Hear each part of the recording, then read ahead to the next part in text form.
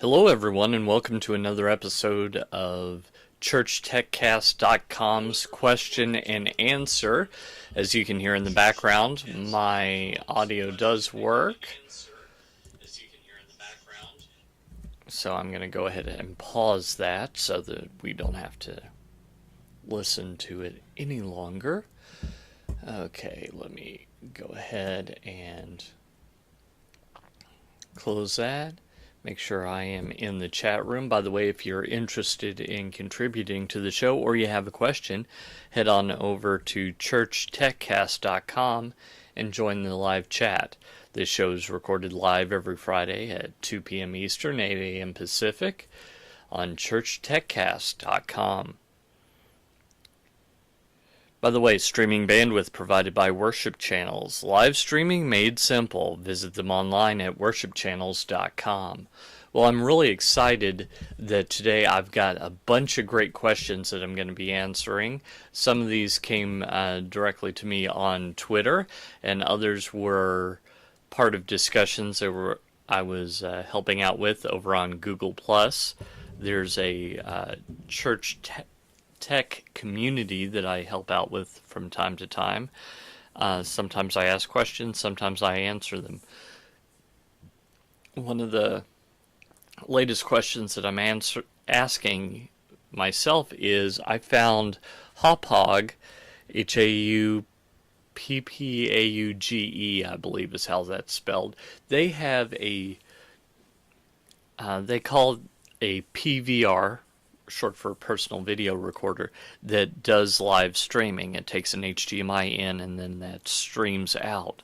So I'm curious if I can replace this webcam, which is adequate, with my much better DSLR, take that out with HDMI going into this box, which is about $180 for the one I'm looking at, and stream live that way, taking the load off of my computer, which I really prefer to do.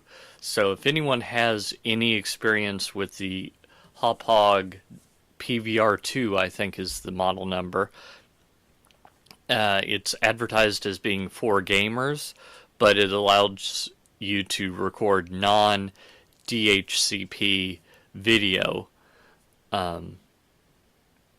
HDCP. DHCP is something different. HDCP video over HDMI, and I think that just would be a perfect addition to be able to use my good camera as opposed to this web camera. So if anyone knows that for sure, feel free to drop me a line, paul@trinitydigitalmedia.com. You can tweet me at Paul Allen Cliff. That's ALAN is how you spell my middle name. And you could also give me a call, 1-877-763-3246 or 1-877... Let me start that one again. 1-877-POD-ECHO or 1-877-763-3246. Okay, so without further ado, I do have some questions here. Some of these are Twitter names, so they're going to be difficult for me to pronounce, but I'm going to give it a shot. Gaweave Murwi on Twitter asks, what do you do for life, and are you a book writer? Well, I do write books. I've written 3, and I responded to all these questions otherwise, by the way. So in case the people aren't paying attention, I just thought they'd be good food for thought. So I do write books. I've written 3. Podcasting Church was my first book. Tweeting Church was my second. And The Serving Church is my third. I've got a couple others in the pipeline. Church Video School and Creating Church. And Creating Church on this network, on Tuesdays, I record a video that's supposed to augment what's going on in a particular chapter. So that's what I do in addition to this streaming, which I do 5 days a week, Monday through Friday. Generally speaking, it's either at 11 a.m. Eastern or 2 p.m. Eastern. So Monday, Wednesday, and Thursday. I wish I'd thought about that more and done it in a more methodical way. But Monday, Wednesday, and Thursday is 11 a.m. Eastern. Tuesday and Friday are 2 p.m. Eastern. So I haven't decided which is the better time of those two, but I kind of think of that as a split test. So those shows can help you in your church tech and creative work. So, CK Mysick asks, if I have the CCLI license to stream worship, can I use my YouTube for nonprofits without having the copyright notices all the time? And I asked him what he meant by copyright notices, because I was thinking either he could be putting up a copyright notice to say, hey, this is licensed and everything, or he could be getting something from YouTube. And it turns out it was the second. He clarified from YouTube. Actually, I just realized that it had identified a small portion of our pre-service music. Easy fix, I think. So he's thinking that what YouTube is noticing is the pre-service music and not the live stuff. That's absolutely possible. Keep in mind that the way YouTube handles copyright is it's all automated unless someone makes a complaint. So if you have, basically if you're using the same mechanism as Sound Dogs or one of those iPhone apps that recognizes music by audio, then it's much more likely to recognize the original recording of something. So let's say you had, I'm just going to throw out a silly example. Let's say you played a Led Zeppelin song. Not that my church has never done that. But let's say that your church was playing the Led Zeppelin song, and they were doing that as pre-service music played by Led Zeppelin. That's much more likely to be recognized by the YouTube content filter than if your band does it, because the timbre and the voice is going to be different. You're going to play it slightly different. Even if you're trying to do it exactly right, it's not going to be perfect, so it's a little harder to recognize. That doesn't mean, I haven't done A/B tests, so I don't know, but it doesn't absolutely mean that YouTube couldn't recognize that other music. It just makes it less likely, in my opinion. Also, if you do a slightly different arrangement, that probably ups the ability that YouTube has not to recognize it. Now, the reason I'm saying that is because if you have the CCLI WorshipCast license, as I understand it, you're probably perfectly legal in doing that for worship music. Now, for secular music, again, back to our Led Zeppelin example, the CCLI WorshipCast license wouldn't cover that. But there are other licenses that would. So the Church Copyright Organization has one that covers all ASCAP, BMI, CSAC kind of music. So that's another downside to using the YouTube for nonprofits to stream over something that you're paying for, like worship channels or mychurchlive.tv, I think is the other one that I'm playing around with. That both of those have a strict anti-piracy policy, of course, but they're all manual. So, if you said, hey, I've got this license, you showed them the license, they're much more likely to understand what's going on than YouTube is, given that YouTube, it's a Python script that's doing all this, right? So that's another reason to be cautious with using the YouTube for nonprofit streaming if you're doing music. Now, if you're just doing your pastor's sermon, you might be okay as long as there's not like video clips in the middle or songs in the middle or something like that. So just something else for you to think about. Now, of course, on YouTube, you've got a much larger potential audience because everyone goes to YouTube. YouTube is the second largest search engine in the world, so it's a good place to know. Okay, next question.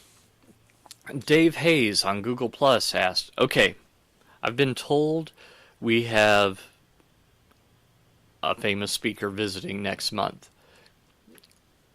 We have church members working as staff aboard his ship.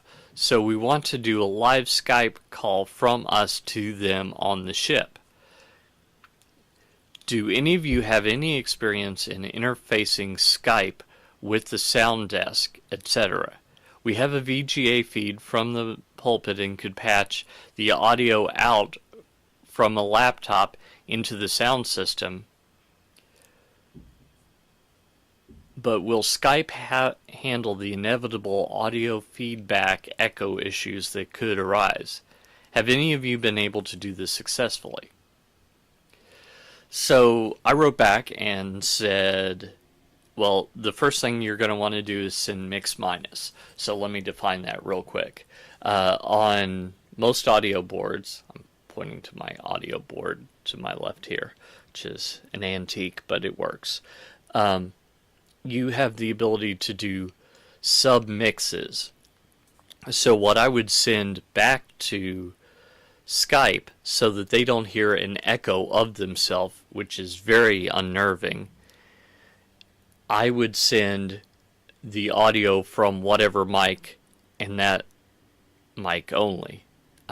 Basically the mix minus their microphone. Mix minus. So that's thing one.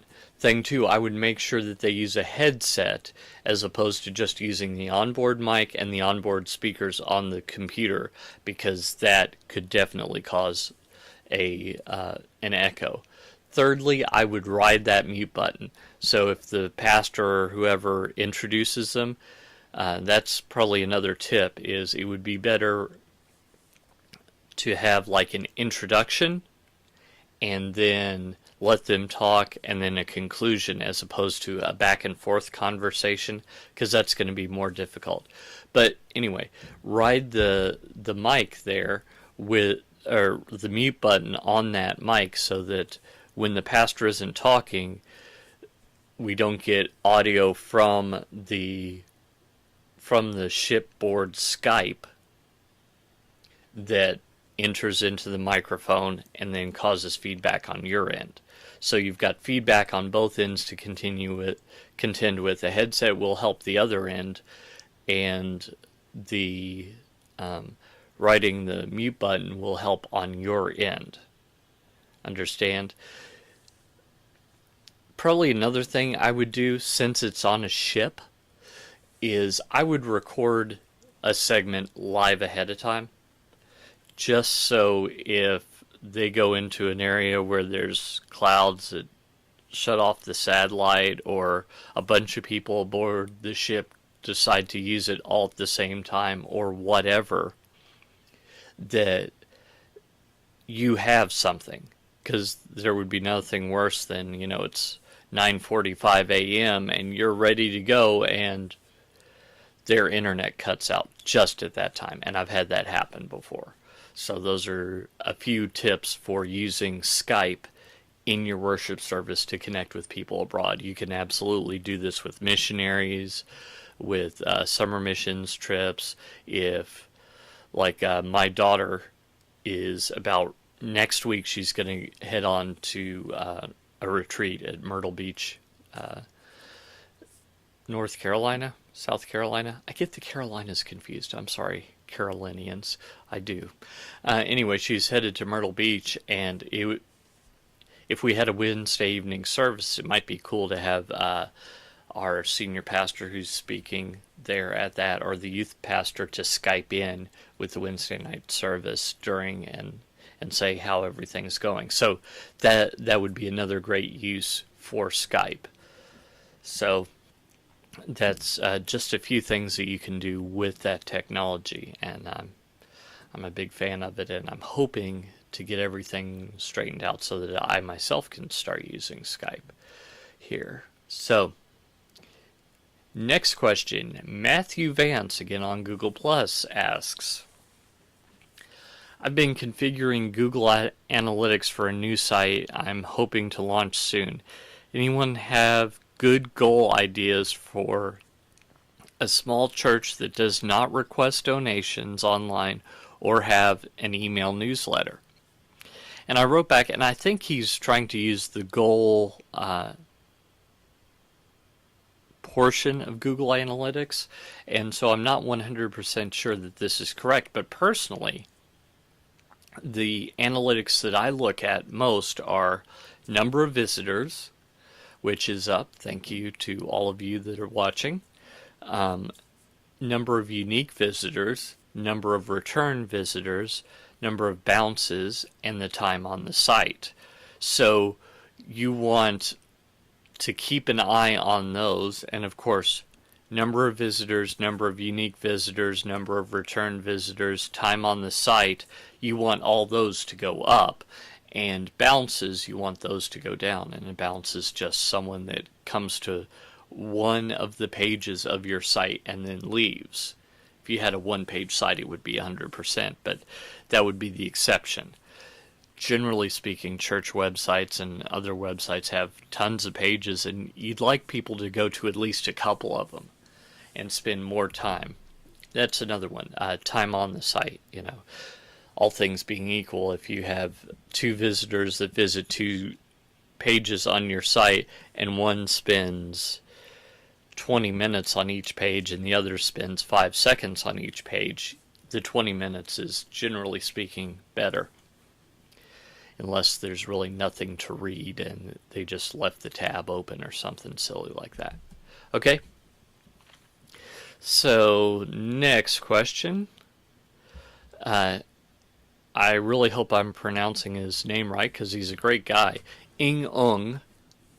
He actually lives in Australia, and he's on Google Plus, and he says, what software/hardware mic combo do you suggest in order to record sermons at church? Ideally, I think a wireless mic which would strap to the speaker and record his sermon, and which could easily upload to our website. So, the first thing I asked him about his sound setup, and apparently he's not the sound guy, so he's just collecting information, so he wasn't quite sure. First thing that I would do is I would get a recorder like a Zoom H2, H4, H4n, even an H1 might work. Those are all a really good brand. I'm actually sending the audio from this through the H4, the Zoom H4 right now, and I really appreciate it. I record Technobabble and Tech Help for Churches, which Technobabble I just created a bit.ly link for it. It's bit.ly/TNOB for Technobabble. And the bit.ly link for Tech Help for Churches, THFC was taken, so I went with bit.ly/T.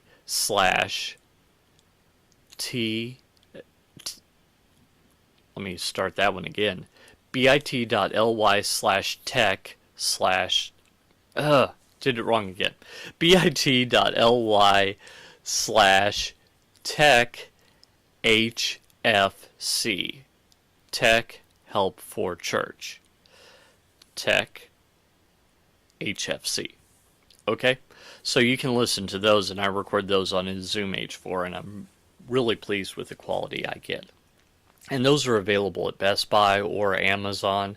Those are a couple of places to get those Zoom recorders. So my first step is I would take the line level audio out of the soundboard and run it directly into one of these recorders. Now, I talked to one guy that they had a kind of bad system that needed to be replaced, so they didn't do that. And I also and the other guy wasn't quite sure about how good their audio board was. So the next thing that I would do, assuming that I had enough money, is I'd get a wireless microphone, put that on the pastor, and put the receiver, again, back at the back of the room with the sound equipment, and plug that directly into a Zoom H4, H2, etc. So then you could get a direct feed. Monitor that with headphones like I'm using. These are inexpensive. They're Sony MDR V150s. I'd probably start there. I don't think I'd start with like iPhone earbuds or anything like that. I'd want over the ear kind of headphones so that you get a more accurate representation and it kind of shields out some of the noise. I wouldn't use noise canceling because noise canceling actually adds audio to cancel out what's on the outside. So yeah, that's not what you want. So I would plug into that, and that's another way I'd do it. If you wanted it to be all self-contained, you could put one of these tiny recorders in the pastor's pocket and plug in a wired lavalier mic and attach that to the pastor. I think that's another good way to do that.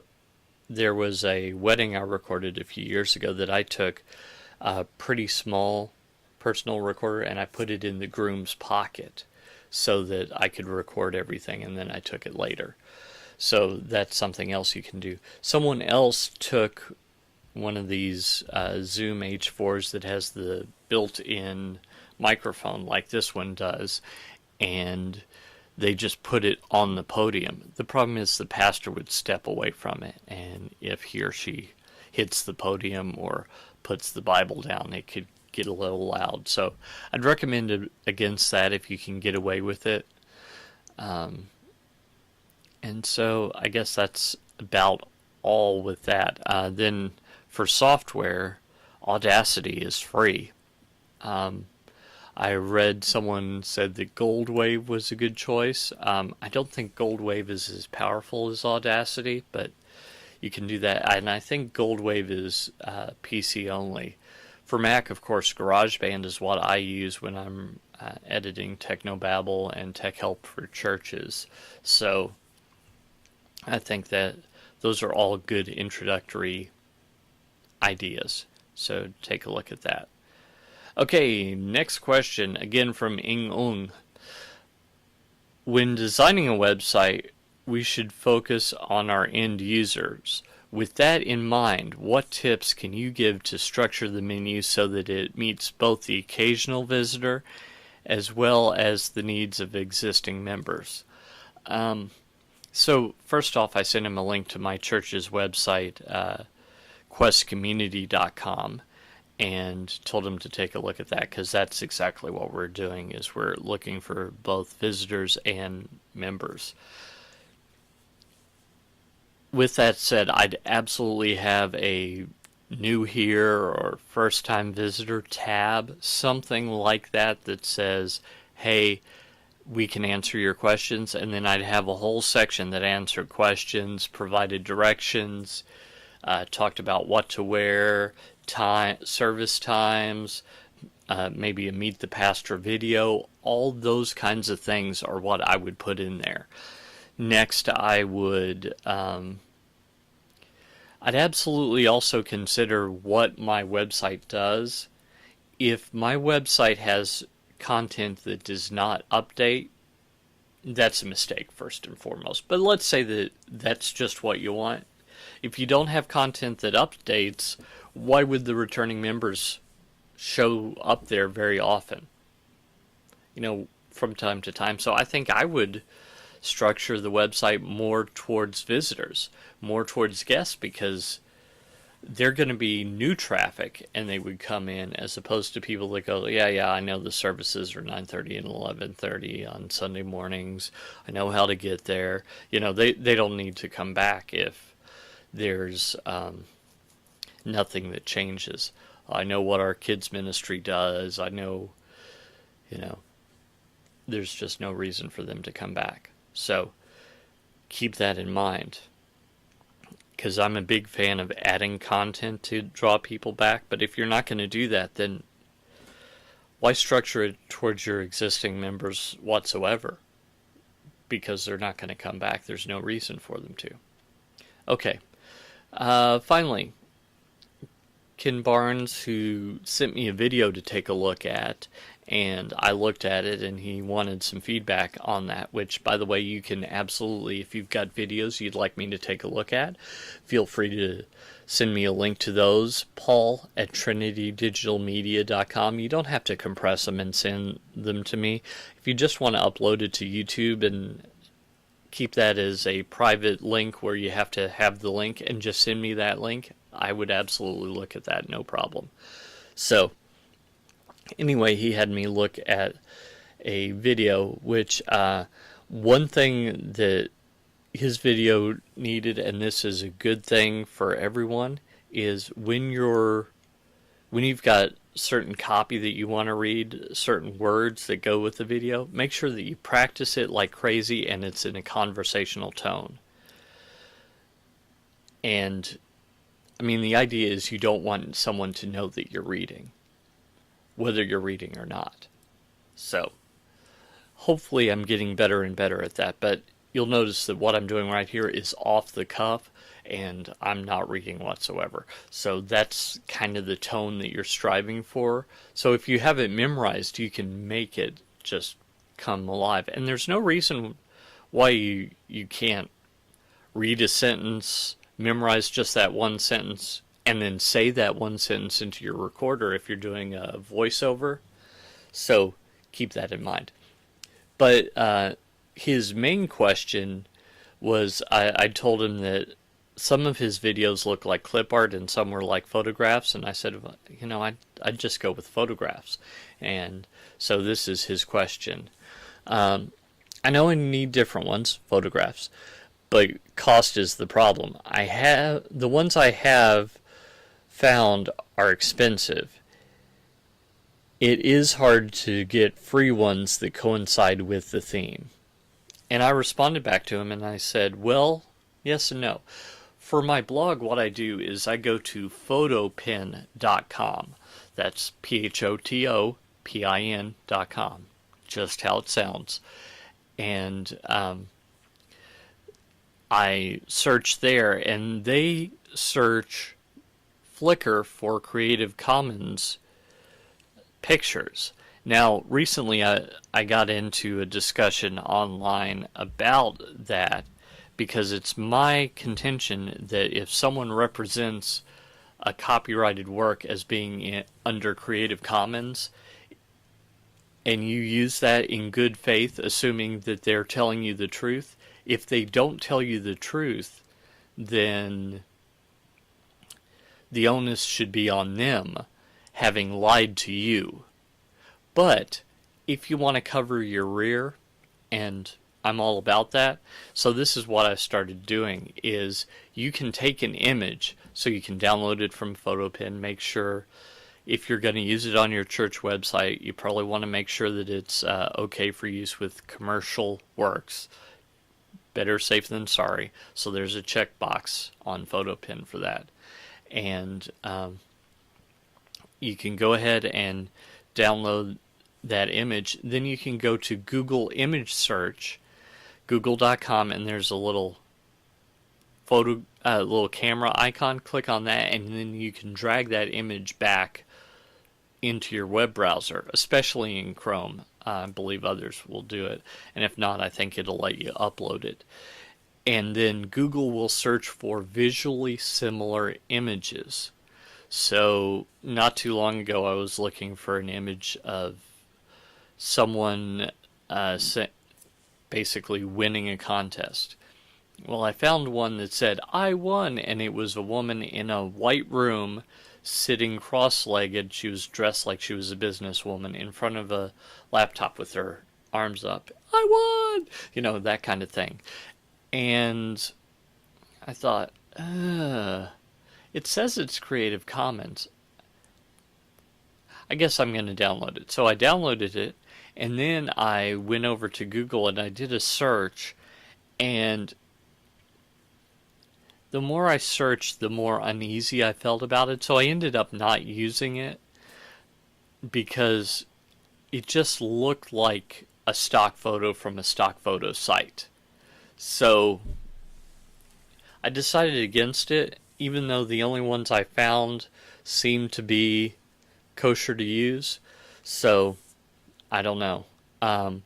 But that's a good procedure to go through. You find something that's Creative Commons, commercial, for your church's use. Spend the extra 5 minutes. Do a Google search. Make sure it doesn't show up on iStock Photo or one of the paid for sites, because if it's on iStock Photo, I think I would just assume that was not the original creator that put it on Flickr. I think I would assume that is someone who bought it from iStock Photo and then put it up on Flickr in violation of the terms, and better safe than sorry. While it could be that it's the original creator that sold it to iStock Photo, but did that having originally put it as Creative Commons, that's possible, but who knows?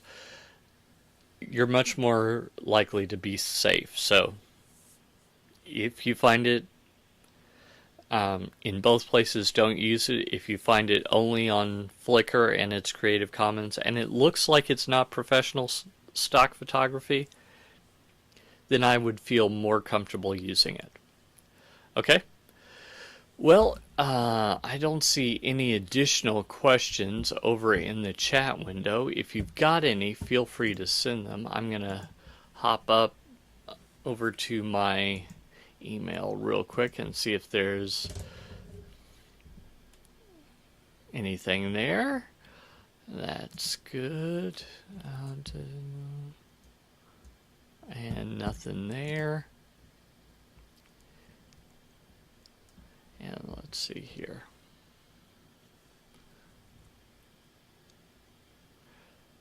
Okay, looks like that was done. Okay, so I am going to go ahead and end this Q&A for the day. I think if it goes well, I might just upload this to Flickr, or not Flickr, YouTube. I was just talking about Flickr. Again, you can visit me online at trinitydigitalmedia.com. My name is Paul Allen Clifford. Shows Monday, Tech Help for Churches at 11 a.m. Eastern. Tuesday is Creating Church at 2 p.m. Eastern. Wednesday is Eternity Changers, which is also on YouTube, bit.ly/eternitychange, all lowercase if you want to go there. And that, by the way, is all about pursuing your dreams and doing whatever it takes. Kind of lessons I've learned as an entrepreneur and the founder of this ministry. Thursday is Technobabble, my original podcast. It's been produced on and off since 2005. And it, by the way, is about video, church graphics, things like that. And Friday is this Q&A show. So the only shows at 2 p.m. Eastern are Tuesday and Friday. Again, Creating Church and Tech Help for Churches Q&A. Or ChurchTechCast Q&A, rather. Monday, Tech Help for Churches, 11 a.m. Eastern. Wednesday, Eternity Changers, 11 a.m. Eastern. Thursday, Technobabble, 11 a.m. Eastern. All on ChurchTechCast. Wrong hand. Not used to having that back there. On ChurchTechCast.com. Okay. Until next time, go out and change eternity.